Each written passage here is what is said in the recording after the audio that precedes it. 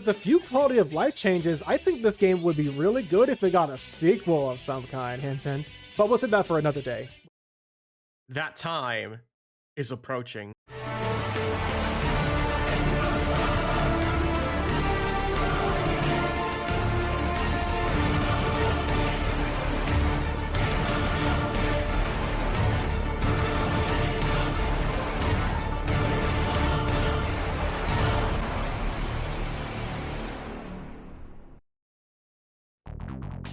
In 2012, fans of the Transformers franchise were treated to the release of a third-person shooter called Fall of Cybertron.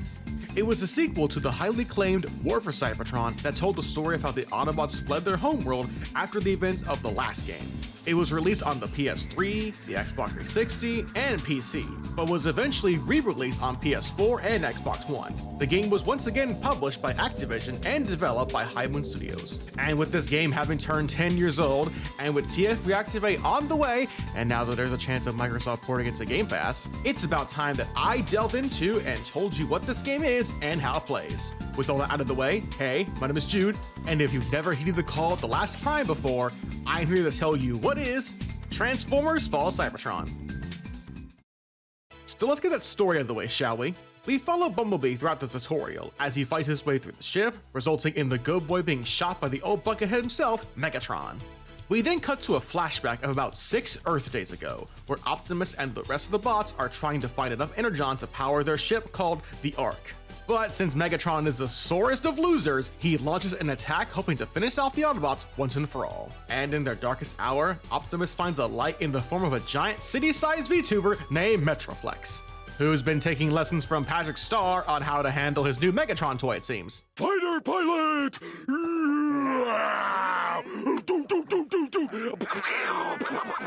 Dive bomb! And there comes a giant fish! I'm not dead! Ooh. And there comes a giant... So after Megatron gets the giant fist, Starscream wastes no time and immediately takes over as leader of the Decepticons, who are just cool with it, I guess. We then follow Jazz and Cliffjumper as they dream on and begin their search for a team of Autobots led by Grimlock. But what they find instead is an entire reservoir of energon that can get them off the planet. So battles ensue as the Autobots try desperately to keep their energon from the Combaticons who merge into Bruticus. But then they get arrested by Starscream, who literally gaslights a lot of them, because this idiot thought it'd be cool to go all Leroy Jenkins on these bots. Let's do this! Leroy Jenkins! Oh my god, he just ran in. We then cut to Soundwave as he revives Megatron, who then proceeds to disrupt the King's coronation by absolutely demolishing every con stupid enough to try and swag on the Gladiator of Chaos himself. And after a long, hard-fought battle, Megatron defeats Starscream, Rachel's him on Twitter, and heads off to turn Trypticon, the final boss of the last game, into the Khan's newest spaceship, the Nemesis. We then cut back to Kaon, as Starscream is off trying to convince Shockwave's newest experiment to join his side, which turns out to be Grimlock, who's been surgically altered to change into a giant T-Rex. So we follow Grimlock as he rescues the rest of the Dinobots, and eventually make our way to the Space Bridge Tower and destroy it.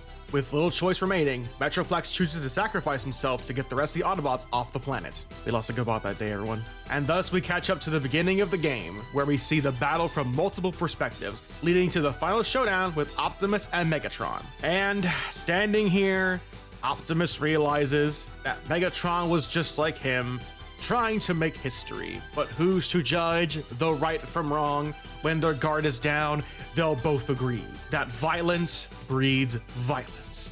But in the end, it has to be this way. All right, fine.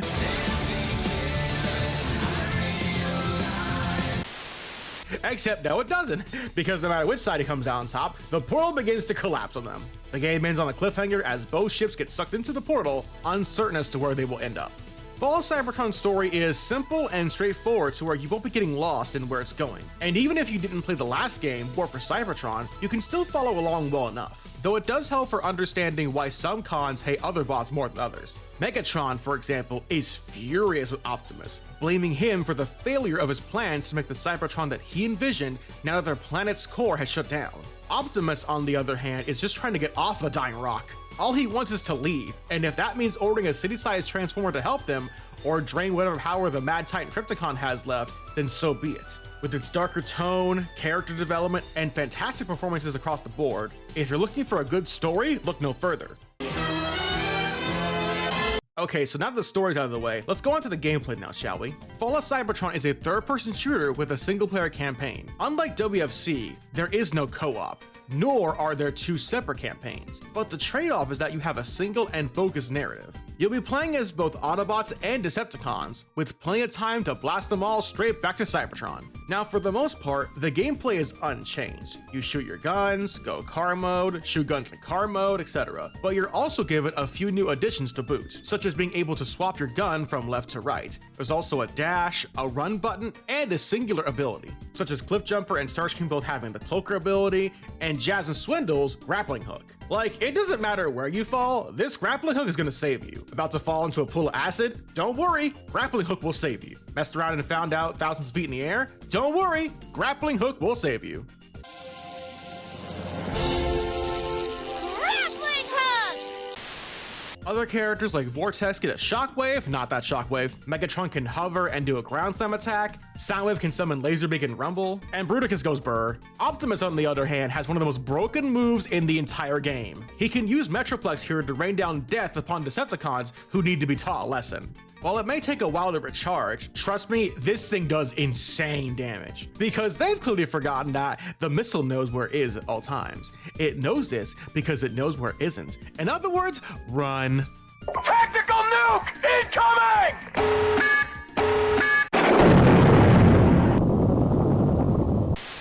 So the game has a healthy variety of abilities to play around with, but by far the most unique out of all of them is when you take control of the best character in the game. That's right, it's the rightful leader himself, the one you can't see coming till it's too late, the one who needs to be set free for what Shockwave has done to him, Starscream. No, thanks. I'll free myself! I've come to tear you apart.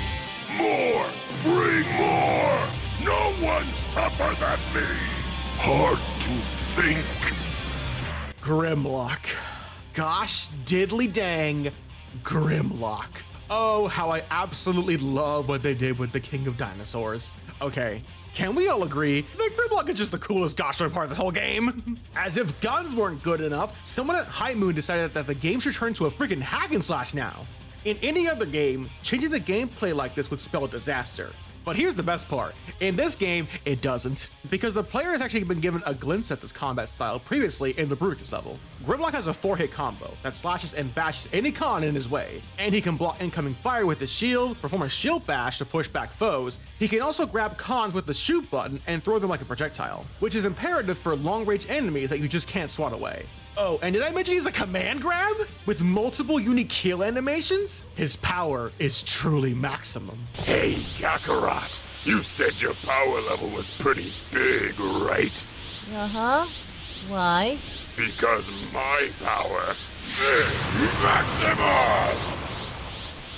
Prove it.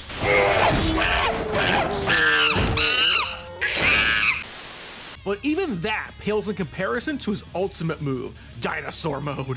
See, as you defeat more and more enemies, you'll build up this meter here called the Rage Gauge, which allows you to become the mother freaking T-Rex and annihilate everything in your way. This keeps Grimlock's gameplay from becoming stale, as your ability to go Dino Mode gives you new moves to play around with, such as a Stomp and Tail Swipe combo, a dash, which is insanely busted, a command grab with even more unique animations. Oh, and did I mention he has a flamethrower? As any self-respecting dinosaur would have. Grimlock's levels are so good, and they could have made an entire game built around this whole thing. So go forth and enjoy rescuing your fellow Dinobots, and then kill every con that's freaking dumb enough to breathe the same air as you do, as you chomp away at their sparks like a gosh darn chew toy. And then you enjoy some downtime with your Dino Bros. But the rage inside awakens as you spread beautiful destruction as the king of all dinosaurs slay your enemies. Ruler of all Cybertron, claim your throne and smite your enemies. Watch out for the quiet ones. Okay, I'm good. Now, let's move on to the kind of guns in the game, why don't we? So instead of just reusing the same guns from the last game, High Moon Studios decided to reinvent all of them for the sequel. The main gimmick being that your guns are categorized into two types, primary and heavy weapons. There are plenty of gun types to play around with to your heart's content, such as the assault rifle, the submachine gun, there's also shotguns, sniper rifles, there's the tech vault. It sucks. It does so little damage that it's only good for when you have to fight hordes of Insecticons. And that doesn't happen very often, so don't bother. Then we have the heavy weapons, which are meant for those tougher foes who just won't go down. Such as my favorite, the X-18 Scrapmaker, which goes brrr. The Energon Harvester, which is a shotgun that heals you. Nice. The Cybercruptor, which turns enemies against one another. And then there's the Gear Shredder, which is totally a good gun that my Twitch chat definitely did not force me to talk about. And the Corrosive Slime Cannon, which melts all your foes to death with acid. Good lord. That's a fate I wouldn't wish upon my worst enemy. You've killed me! God. Now, all of these guns are fun in their own right, but in my opinion, the best gun is without a doubt the Fusion Cannon. It travels at a fast rate, has a huge blast range, and when upgraded, fires an explosion at the last clip. Speaking of clips, you may have noticed that there's a credit system on the top left corner of the screen. You can head over to the Teletrend 1 store over here and purchase perks and weapon upgrades throughout the game. You can also buy things such as faster running speeds, more health and shield upgrades, and utility tech to use in the levels. Now there are a lot, and I mean a lot of these to choose from, but I'll go over the ones that I find the most useful, such as the Healing Matrix, Sentries, and Ammo Matrix, Intercooler, and everyone's favorite and most broken wife of all time, Black Hole Chan. Please don't Google that. So be sure to pick up whatever guns and tech you can find throughout the store. There are also these canisters scattered throughout the chapters as well. These can be purchased at the cost of 250 credits. You know, you would think with the planet dying that inflation would be, non-existent, but I guess not. And it can provide you with a random item to help you throughout the battles, such as different items, weapons, or Ganyu from Genshin Impact? I always knew Transformers was a gotcha. Now that you've got your weapons all geared up and ready to go, it's time to talk about the levels themselves. The game has a ton of variety in the environments you'll be running around in. You've got your run and gun sections, some defense sections to keep you on your toes, and of course, walking simulator. Though to be fair, this game is pretty lenient with the walking sections. Now there are two stealth sections in this game, both of which are fairly straightforward. But keep in mind, stealth is optional. So kick some cons and oh gosh. He's fine, right? Unlike War for Cybertron, Fall of Cybertron doesn't have much in the way of bosses, so we'll just be going over some of the enemy types in this game. You've got your foot soldiers, which make up the majority of the bulk, your flying snipers who are easily dealt with a single headshot. You also have a new sub-faction called the Insecticons. These things aren't super tough on their own, but in a horde, you better watch out. And you better not cry, because if they're coming, you better skip town. There's also the Bruisers, who can only be beaten by dodging their telegraph charge and hit them in the back. However, the ones you really gotta watch out for are the Leapers, Titans, and the Guardians. Leapers, much like Bruisers, can only be hurt from the back. Unfortunately, they can fly, and you can't. And even then, they're incredibly resilient to incoming fire. So as soon as you see one, go deal with them right now. Guardians are mostly fought in stealth sections, and you do not want to deal with these guys. The moment they spot you, they go ballistic, and they will not stop until you are dead. Oh, and if you think you're safe while you're invisible, yeah, forget that. These guys can see you while you're cloaked. Of course they can. And then we have the Titans, a rare breed of Giga Chads who love to shoot machine guns, heal themselves. Well, that's about it. So be smart and deal with these foes as soon as one pops up, because they will kill you very quickly. Now that we've covered all the basics of the campaign, it's time for the moment you've all been waiting for. Duh. Dun dun dun dun dun. Dun dun dun dun dun dun dun dun dun dun dun dun dun. Dun dun dun dun dun dun. Dun dun dun dun dun dun. Psh. Dun dun dun dun dun dun dun. Dun dun dun dun dun dun dun dun dun dun. Di doppity doppity doppity doppity doppity doppity doppo. Di doppity limpo. Di doppity. Di doppity limpo. Di doppity do. Preparing the multiplayer. Fall of Cybertron features a healthy dose of mid-2000s multiplayer that's both exciting and depressing, all at once. The class system has now been greatly expanded upon from the last game. There's your scout class, your leaders, now referred to as destroyers, titans, and scientists. But the greatest addition is that you can freely customize your character to look however you want. There's a healthy variety of parts to choose from to make your own Transformers OC. Especially for the time when this came out, this was pretty cool. But the main thing you pay attention to is what chest you have on, as that will determine what kind of vehicle mode you'll have. There are 5 modes to choose from: Deathmatch, Team Deathmatch, Conquest, Capture the Flag, and Headhunter. But the ones you'll see most players using is Team Deathmatch. Now let's quickly go over the classes and abilities right away. Scouts can use guns like SMGs and shotguns. They also have a cloak and an EMP grenade, which, yeah, nobody uses that. Scientists can fly, use burst rifles, heal allies, and spawn sentries. Destroyers get access to rockets and have a hover slam and a shield. But the Titan class is on a whole nother level. They may be slow, but they're raring to go. They are packing some major heat with that whirlwind and energon harvester. A common thing you'll see them do is shotgun, melee, rinse, repeat. This tech here is busted. Hence why Titans are so dangerous in multiplayer. And thankfully the matchmaking is much more solid this time around, with less latency and pretty good servers overall. Now you may be wondering, dear viewer, but Jude, aren't the servers dead? How did you get footage of the multiplayer? Well, dear viewer, I like to introduce to you the link above me in the top right hand corner. You're welcome. And finally, we have the escalation mode. Escalation has changed quite a lot since the days of War for Cybertron. Some good, some not so good. Unlike in WFC, you now have 4 class types to select from. You've got your ammo bros, your healers, along with your sentry and shield bros to boot. Each of the 4 maps lets you choose from one of 4 unique characters. And while most of the roster is characters from the campaign, like Optimus, Bumblebee, and Megatron, there are a lot of other characters who were not playable in the campaign, such as Perceptor, Wheeljack, Onslaught, Shockwave, and, Quake? Who the heck is Quake? Even though this is supposed to be a Combaticon map, and bro thinks he's one of them. You'll be buying your way to unlock new rooms, find certain guns, or even activate defenses to help you survive. But the main thing you want to invest in are the weapon upgrades, because let me tell you, you're gonna need it. There are a lot of foes in these modes, and they will overwhelm you if you don't work as a team. Now you may be wondering, dear viewer, can you and your 3 friends survive escalation this time around, Jude? Yes. Yes, we can! Unlike War for Cybertron, FOC's escalation actually ends. After 15 rounds, the game itself will cease. Which is good, but that's really all there is. Unfortunately, there's only 4 maps in the game, and unlike the multiplayer, escalation never got any DLC. And you also have a very limited roster this time around, compared to War for Cybertron's, which had a huge roster of characters. So, while the escalation is more focused now, it unfortunately got rid of what made it so fun to begin with. But hey, at least you can play as Warpath. Okay, so let's go over some tips and fun facts about the game, shall we? Strap in, because there's a lot to talk about. Be sure to look out for these blueprints here. These will allow you to buy new weapons and tech at the Teletran 1 store.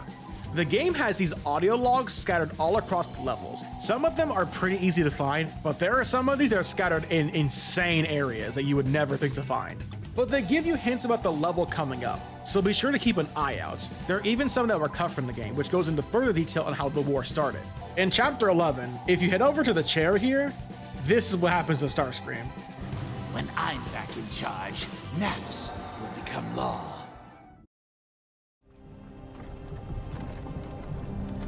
Hey, you. You're finally awake. There are 4 guns available through the DLC and from beating the game. The DLC gives you the Slug Slinger and the Retro Blaster, a gun that makes sounds straight out of the G1 cartoon. Unfortunately, it sucks. And beating the game unlocks the Electro Bolter and Cliffjumper's favorite weapon, the Glass Gas Cannon. Buy it, please. This gun is busted, dude. It practically one-shots most foes, and it has a lot of ammo to boot. Pre-orders for this game also included 2 unique skins, such as G2 Bruticus colors, as well as an alternate costume that lets you play as G1 Optimus. And yes, you can use him on the multiplayer too. Now there are a ton, and I do mean a ton, of Easter eggs to look out for, such as, Mega Funds? This is where Megatron loves to go and play Skill Crane, and no wonder he's so angry. You didn't win the prize? No. You know what that means? No. What? It means you have no skills and you're a loser! This game loves its Transformers 86 references. One of the more subtle, however, is the team-up of Jazz and Cliffjumper, a reference to how the two were paired up in the movie. In Chapter 12, if you hit all the wires, you can find a room where Grimlock will say the phrase, "Me Grimlock no bozo, me king." In Chapter 5, before the final zone, you can find a dancing bot who will give you extra goodies and a whole room of loot boxes to spend on. There were 3 DLC packs released for this game: the Havoc, Dinobot, and Massive Fury packs, letting you play as the Dinobots, Insecticons, and several other bots and cons in the multiplayer. In Chapter 4, if you get spotted by the cons, you can unlock a hidden room with some extra weapons and... No wonder y'all so thirsty for in the new movie. Oh my. Anyways, in Chapter 2, you can find Grimlock's locker room, where he keeps all of his trophies, even more guns, and a television, where you can sit comfortably while bots on the radio nag at you to get off your lazy butt and participate. But why would you want to do that when there's exciting stuff to watch on TV, like Jetfire, cons doing jumping jacks, and of course...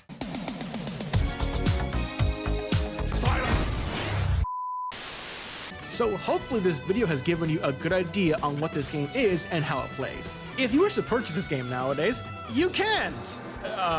Kind of? It's complicated. While the game has been delisted for years now, and the servers were shut down back in 2020, it is still purchasable on Steam through Amazon. Unfortunately, it's like $50. However, now that Microsoft has acquired Activision, there may be some hope for the game to come back on Xbox Game Pass, and if you have an Xbox Series X, you can play it on there via backwards compatibility. Will Microsoft bring this game back on Game Pass? Who knows, honestly. Fallout Cybertron is a fantastic game with solid gameplay, fun multiplayer, a great story, and plenty of references for fans. It's one of the best games in the franchise, even 10 years after its release. If you can find a copy of this game, definitely go get it, man. It is one of my favorite games of all time. Thank you all so much for watching. Please like, share, and subscribe, and I hope you all have a blessed day. Take care.